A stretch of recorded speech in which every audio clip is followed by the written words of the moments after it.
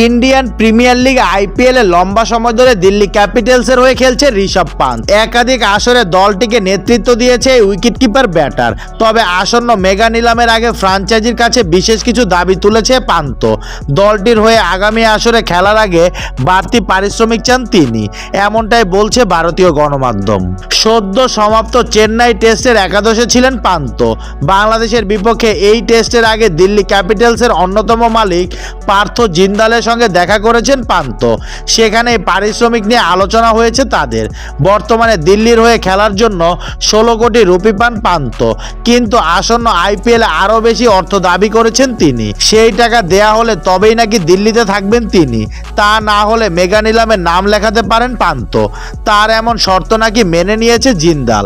দিল্লি ক্যাপিটালসের এক মালিক গণমাধ্যমকে বলেন, পান্থ এখন বছরে 16 কোটি রুপি পান, এই টাকা বাড়ানো হতে পারে।